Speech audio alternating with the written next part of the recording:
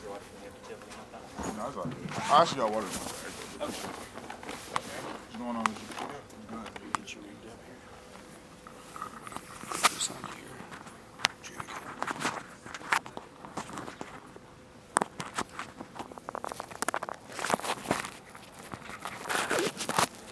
Over your shoulder. All right.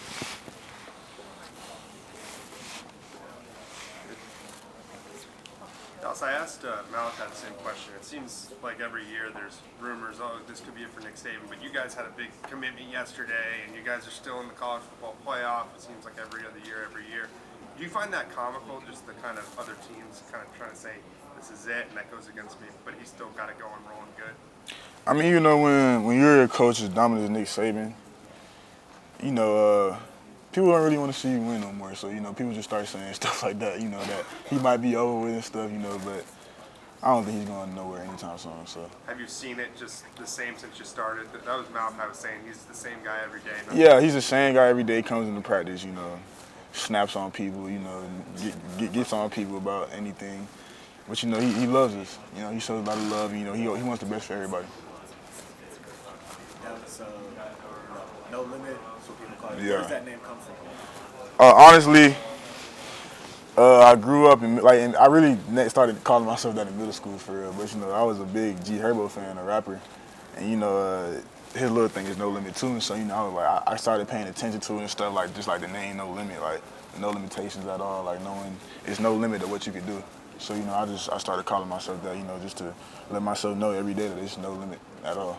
So you mentioned that coach, snaps at people sometimes. Is that almost a sign of respect that he trusts you guys to get on you like that? Yeah, we were all like his kids, So he wants the best for everybody. So when he sees somebody not doing what they're capable of doing, he's going to get it out of you. So yeah.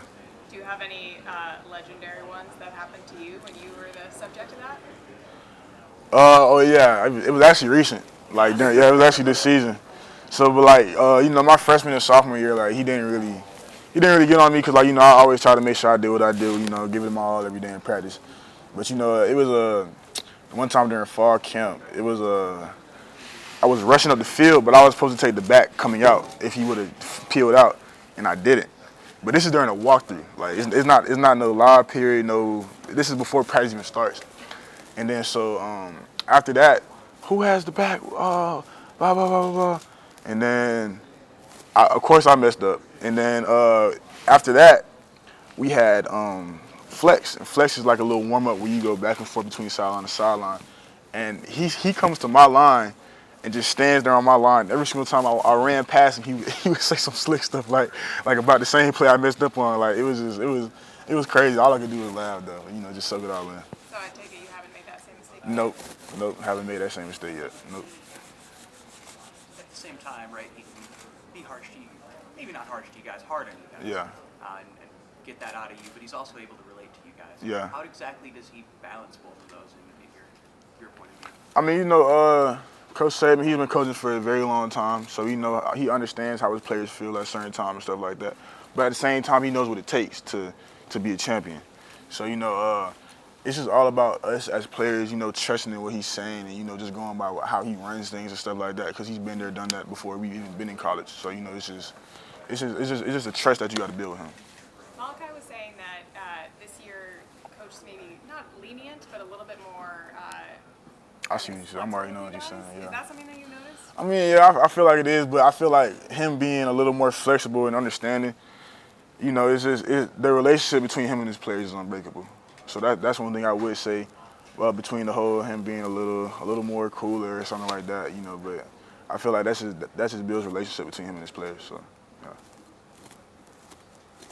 Do you have an example of how he's been a little bit more chill this year? Compared to my freshman year, him and now, he's joking with a lot more people. Well, he's joking with guys a lot more on the defense. I'll say that, yeah. You always gonna have a good little laugh when you with him. So so it's always a good time.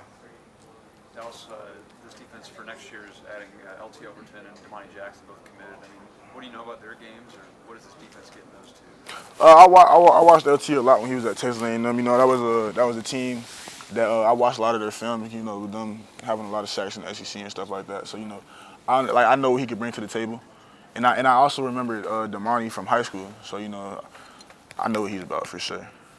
So what does LT bring to the table? Oh, he brings a lot of pass rush, very physical, very a big body as well. And I feel like he could play to the standard that we play here at the University of Alabama. How's it been this year with Will gone now?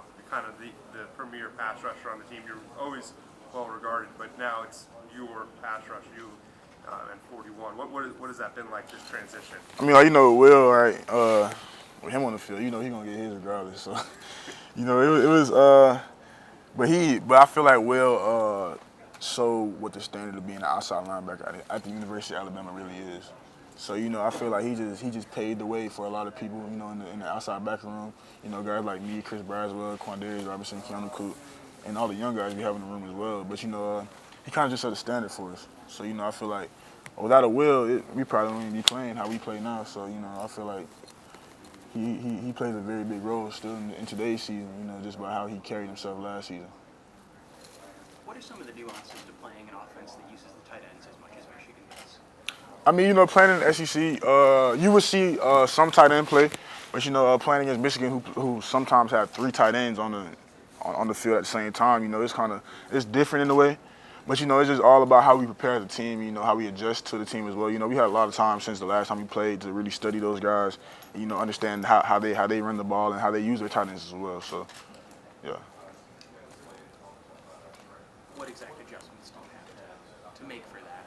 Uh, They leave the line. Having different personnels, like sometimes we might not run with 6 DBs and 5 DBs and 4 down linemen and 2 linebackers. We're gonna have to have a lot of more big bodies on the field, to be more physical and just to stop the run and stuff. So. Dallas, we were talking to Kevin Steele, and he's been through so many battles running defenses. How invaluable is it to have a resource like him every single day coaching you guys up? Yeah, having a resource like Kevin Steele, in the defensive room, he's been around for a long time. He's coached a lot of great defenses, and it's just a blessing to have a guy like that with a lot of wisdom in your room. He can tell you when things are wrong, tell you what he sees, tell you his point of view of things and stuff like that. So it's just always good to have a guy like that so you can pick his brain and understand how he thinks. And Lawson was telling us earlier how, he gets after you guys to light a fire. Hold on, repeat that. Lawson was saying earlier, Deontay Lawson was saying that he knows how to motivate you guys. What's it like in the locker room when he's really getting you going? Let me reverse that. When I'm getting him going, when I'm getting him going. But now, D-Law, that's my guy. It's been my day one dude, since my freshman year. My roommate in the dorms, of course. But just having a guy like that, the chemistry that we have on the defense, I feel like it's unmatched. Because a lot of the guys on the defense, we've been friends since 2 years ago, since we lost in the national championship my freshman year. So it's just good to have your brothers on the field. Just knowing that you have brothers on the field that you can trust and play with, and that's gonna have your back through thick and thin. So. Michigan's without All-American guard Zach Zinner. They've moved Barnhart over and put Trente Jones in that tackle spot. Yeah. Have you guys seen a lot from those two? Obviously, Barnhart played a lot of tackle this year, but just moved over. And then Trente Jones has been around for a while, but is really just getting his first chance. Yeah. I feel like they kind of filled in that role of Zach Zinner being hurt. But, I feel like overall it's dogs on that O-line for sure. Like, there's a lot of older, experienced guys that understand football and understand run schemes and how to pass it and all type of stuff. But, I feel like they never really missed a beat with Zach Zinner being gone. So, I feel like that's going to be a big challenge on Monday, when we play against those guys. Do you still talk to Will Anderson? Oh, yeah. What's your relationship like since he's left Alabama? I mean, yeah, we still talk on the phone to this day. But I just look at him as a big brother, a role model that I could always ask questions to, and just see how it was for him when he was in the shoes I'm in now. So and just seeing like how he led the team, and just checking up on him, just seeing how he's doing. Everybody needs a friend that you can call up on, check up on, see how their men are doing. It's his first year in the NFL and stuff like that. So that could possibly be a challenge for him. So but yeah, I've always kept in contact with Will. When it comes to, you guys just played the #1 team in the country with Georgia. Yeah. Now Michigan's the #1 team in the country. Does it feel the same playing? Obviously, Georgia was on a huge winning streak, and Michigan's the new #1 team. Do you guys feel like you're still playing the #1 team in the country? I mean, honestly, like that ranking stuff doesn't mean nothing. I'm gonna just be real with you. Like, we don't care if you rank number 1, number 25, number 1,000. We gonna play the same football we've been playing since. You know, it don't really matter. I feel like who we play, what your rank. At the end of the day, we still gotta put on shoulder pads and helmets, you know, and play ball. So, you know, I feel like that's how we approach things. Dallas, Coach Saban's known to always be dressed real sharply. Yeah. If you were a coach, what would your game day fit be? If I was coach, what would my game day fit be? Me being me, I'll say a mink jacket, a mink coat, like one of like the big mink coats, like, you know, one of them. Just a regular button-down white shirt, you know. Probably might throw on like a little fedora or something like that, you know, tilted to the side. That's just me though, you know. It's some khaki pants and, you know, some loafers. Anything stand out a lot about J.J. McCarthy? He says that he's back to 100% after getting hurt a little bit at the Penn State game. He Yeah. can run, he can throw. Anything you guys are really trying to avoid letting him do? You know, just letting him run out the pocket, because I feel like that's where he makes a lot of plays. But, you know, he's a playmaker in general, though. You know, I feel like he's a field general. He leads that offense very well.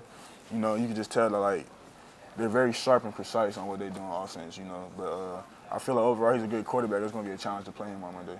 What about Alex Orji, backup quarterback from Michigan? He comes in some Wildcat-type packages. Anything you guys see on film from him? Yeah, he's an athlete for sure.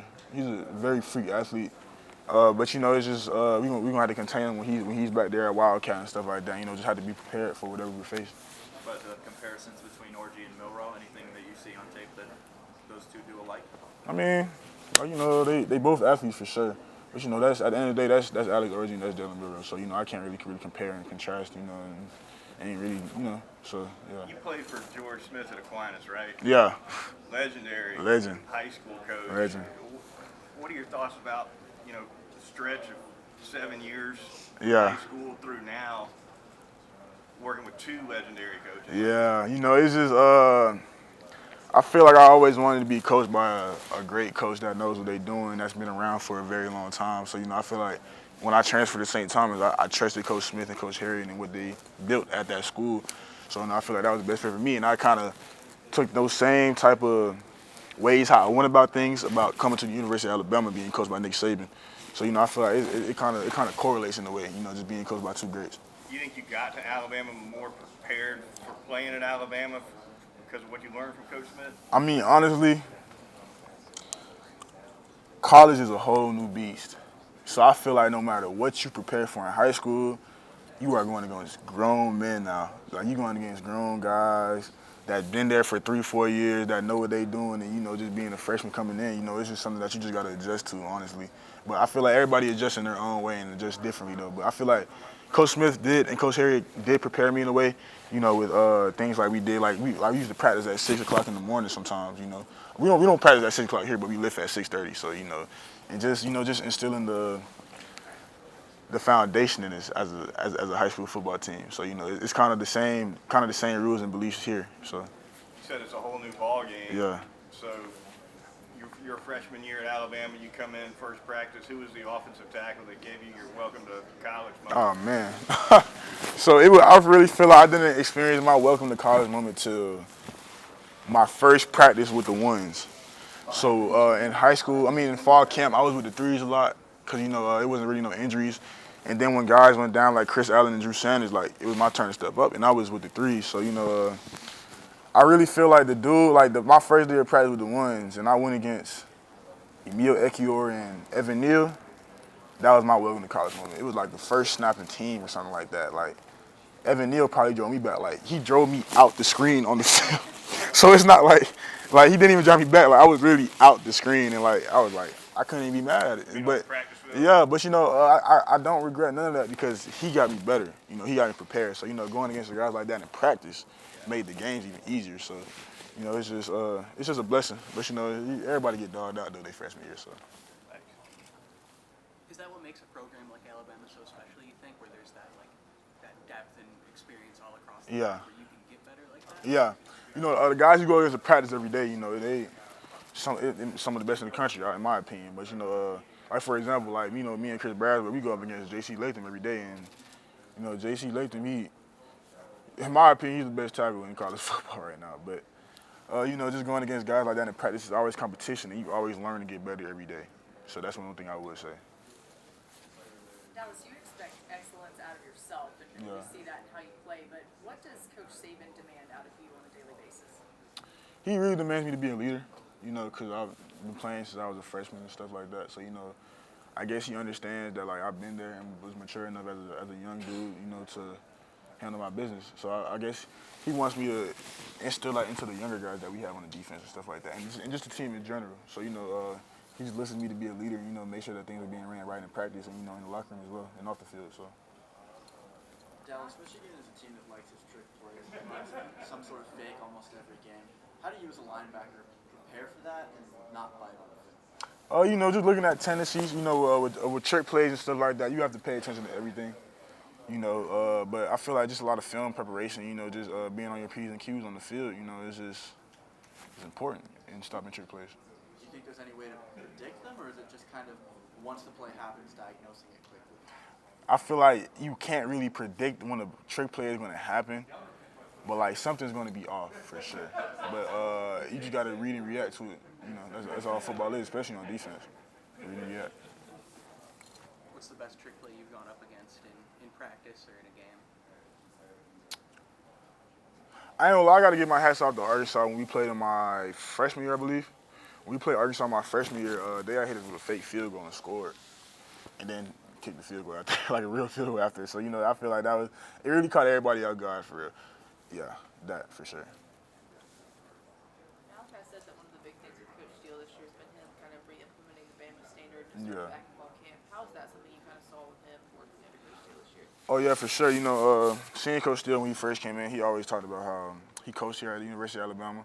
You know, he coached a lot of good guys as well. You know, he tried to instill what it was back then when he was here into us now. So, you know, I feel like he's done a very good job at that, you know, just letting us know, like, how things are supposed to be ran out here at the University of Alabama, how we're supposed to practice and play in the games and just prepare in general. So, and the attitude we're supposed to have as a defense. So, I feel like having Coach Steele in the room has been a very good, been an advantage.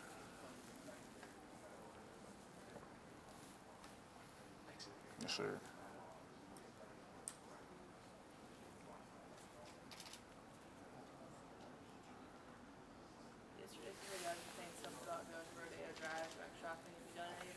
Nah, I haven't got a chance to do it yet, but I definitely got to pick a day where I could, you know, go shopping and stuff like that and enjoy myself. You know, I kind of prepared for it when I packed my clothes, so, you know, yeah. Yeah, I left a little room in my suitcase, you know, to bring some clothes and stuff, so.